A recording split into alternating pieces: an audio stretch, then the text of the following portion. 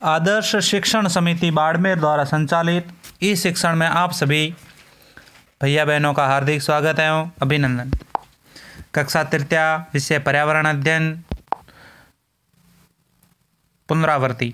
पिछले वीडियो में हमने पाठ 1 का पुनरावृत्ति वीडियो देखा। आज हम अगले पाठ का अध्ययन करेंगे। अगला हमारा पाठ है पाठ 4, स्वच्छता की आदत।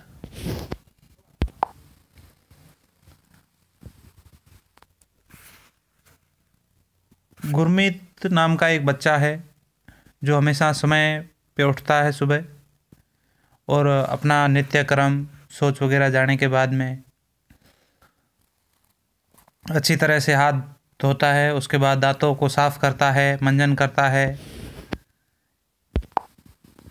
और सुबह उठते ही सबसे पहले हमें शौच जाना चाहिए, जिससे हमारे शरीर के अंदर की जो गंदगी है वो बाहर निकल जाती है। और शौच जाने के पश्चात हमें साबुन से अच्छी तरह हाथ धोने चाहिए, जिससे हाथों पर लगी हुई गंदगी दूर हो जाती है। दांतों को हमेशा हमें नीम से या दातुन का ब्रश आता है उससे दांत साफ करने चाहिए। रात को सोने से पहले भी हमें एक बार ब्रश करना चाहिए। और वही बच्चा गुरमीत हमेशा उसके बाद में स्नान करता है और स्नान करने के बाद में वो स्नान करते समय ध्यान रखता है कि उसके शरीर पर अच्छी तरह से वो पूरे शरीर पर साबुन लगा पाए। बगल, गर्दन, कान के पीछे आदि जगह पे अच्छे तरह से मल के धोना, ये सब करता है। उसके बाद साफ तौलिए से शरीर को पोंछता है और फिर विद्यालय गणवेश पहनकर और बालों में तेल लगाकर कंघी करता है और तैयार होकर विद्यालय जाता है। उसके साफ सुथरे रहने के कारण वह लगातार 2 वर्षों से विद्यालय में स्वच्छता पुरस्कार जीत रहा है। तो जो गुरमीत है वो अपना हमेशा साफ सफाई का ध्यान रखता है, अपनी गणवेश, अपने खाने पीने का ध्यान रखता है और हमेशा साफ सुथरे कपड़े पहनता है। स्नान करते समय अच्छी तरह से शरीर को मलकर साफ करता है, फिर बाद में अच्छे तौलिए से पोंछता है। नहाने से हमारे शरीर की सफाई हो जाती है। हमें सप्ताह में 1 बार नाखून अवश्य काटने चाहिए, जिससे नाखूनों में फंसी गंदगी खाने के साथ शरीर में न जाए। हमें हमारे नाखून जो होते हैं वो सप्ताह में 1 बार अवश्य काटने चाहिए। जैसे हमारे जब खाना खाते हैं, हम खाने के साथ हमारे गंदगी पेट में न जाए।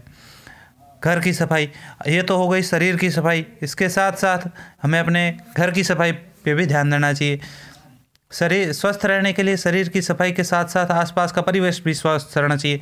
हमें स्वस्थ रहने के लिए हमारा शरीर तो स्वस्थ होना ही चाहिए, उसके साथ साथ आसपास का जो वातावरण है, परिवेश है, वो भी साफ होना चाहिए। हम अधिकतर समय अपने घर व विद्यालय में रहते हैं, अतः हमें अपना घर, पड़ोस व विद्यालय को साफ रखने की चाहिए। घर की सफाई के साथ साथ हमें सार्वजनिक स्थान जैसे विद्यालय, अस्पताल, बस स्टैंड, रेलवे स्टेशन आदि जगहों पर भी सफाई रखनी चाहिए। वह कचरे को सदैव कूड़ेदान में डालना चाहिए। हमें अपने घर और विद्यालय में तो साफ़ सफाई का ध्यान रखना ही चाहिए, साथ ही साथ जो सार्वजनिक स्थल है हमारे, जो सभी के काम आते हैं, उनका भी साफ़ सफाई का ध्यान रखना चाहिए। और हमें कचरा हमेशा कूड़ेदान में ही डालना चाहिए, इधर उधर नहीं फेंकना चाहिए। हमें अपने घर का कूड़ा कचरा घर के बाहर ग्राम पंचायत, नगर पालिका या नगर परिषद द्वारा तय किए गए स्थान में ही डालना चाहिए। कचरा इधर उधर फेंकने से गंदगी होती है, वह बीमारियां फैलती हैं। हमें अपने घर का कचरा है वो अपने, यदि नगर पालिका है या कोई नगर परिषद है या ग्राम पंचायत है जिसका तय स्थान किया गया है, वहाँ पर तय स्थान पर डालें। इधर उधर कचरा फेंकने से गंदगी फैलती है और उससे बीमारियाँ फैलती है तरह तरह की। हम घर में उत्सव, फिर आती है सजावट। तो हम कभी कभी घर पे सजावट भी करते हैं, तो हम कब कब करते हैं, वे कैसे करते हैं? हम घर में उत्सव, पर्व, त्यौहार और शादी ब्याह होने पर घर की साफ सफाई के साथ साथ सजावट भी करते हैं। गाँवों में सफाई, जल, बिजली, सड़कें, सिंचाई आदि की व्यवस्था ग्राम पंचायत करती है। और जो गाँवों में सफाई है, जल है, बिजली है, सड़कें है, सिंचाई, इन सब का कार्य करना और इसकी व्यवस्था करना, इसकी देखरेख करना, ये सब काम ग्राम पंचायत करती है। और ग्राम पंचायत का जो मुखिया होता है उसे हम सरपंच कहते हैं। इसके सदस्य वार्ड पंच होते हैं। सरपंच तथा वार्ड पंच का चुनाव जनता करती है। सरपंच और वार्ड पंच का चुनाव जनता करती है। इसी प्रकार शहरों में नगर पालिका, बड़े शहरों में नगर परिषद और उससे बड़े शहरों में नगर निगम होते हैं। इसे शहरी निकाय कहते हैं। इनके प्रतिनिधियों का चुनाव जनता करती हैं। इन्हें पार्षद कहते हैं। सरकार अलग अलग योजनाओं के लिए इन्हें धन देती है। कुछ धन ये संस्थाएं अपने स्तर पर भी जुटाती हैं। इनसे हमारे गांव व शहरों का विकास होता है। जो गांव का विकास होता है वो गांव की ग्राम पंचायत करती है। फिर कुछ बड़े शहर है तो वहाँ पे नगर पालिका, उससे बड़े शहर है वहाँ नगर परिषद, और उससे सबसे बड़े शहर है वहाँ पर नगर निगम होते हैं और उन्हें शहरी निकाय कहते हैं। वहाँ पे जो उसके सदस्य होते हैं उनको पार्षद कहते हैं और उन पार्षदों का चुनाव जनता करती है और ये सरकार इनको अलग अलग योजनाओं के लिए धन देती है। इससे हमारे गांव और शहरों का विकास होता है। इस पुनरावर्ती वीडियो में हमने सीखा शरीर के सभी अंगों आँख, नाक, कान, दांत, बाल, हाथ आदि की नियमित सफाई आवश्यक है। हमारे शरीर के जितने भी अंग हैं, आँख है, नाक, कान, दांत आदि सभी की नियमित सफाई हमें करनी चाहिए, ये आवश्यक है।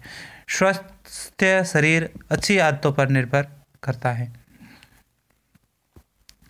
प्रातः उठकर दांतों को साफ करना, खाने से पहले हाथ धोना, शौच के बाद हाथ धोना, नियमित स्नान करना आदि अच्छी आदतें हैं। प्रातः सुबह उठकर दांतों को साफ करना, फिर खाने से पहले हाथ धोना, शौच के बाद हाथ धोना, नियमित स्नान करना, ये सब अच्छी आदतें हैं। ये हमें सभी को ज़रूर अपनानी चाहिए। शरीर की सफाई के साथ साथ घर, विद्यालय, सार्वजनिक स्थानों को भी स्वच्छ रखना चाहिए।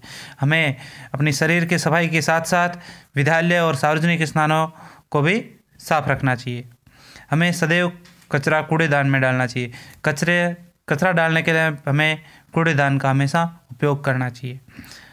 त्योहारों पर मांडने, रंगोली, फूल, पत्तियों व बिजली के छोटे बल्ब्स आदि की सजावट की जाती है। त्योहारों पर मांडने बनाए जाते हैं, रंगोली बनाई जाती हैं, फूल, पत्तियाँ व बिजली के छोटे जो बल्ब होते हैं उनसे ये सबसे सजावट की जाती है। जनप्रतिनिधि विभिन्न योजनाओं द्वारा हमारे क्षेत्र का विकास करते हैं। जनप्रतिनिधि वो होते हैं जिनको हम चुनाव में वोट देकर या मतदान करके चुनते हैं। वो हमारे क्षेत्र का विकास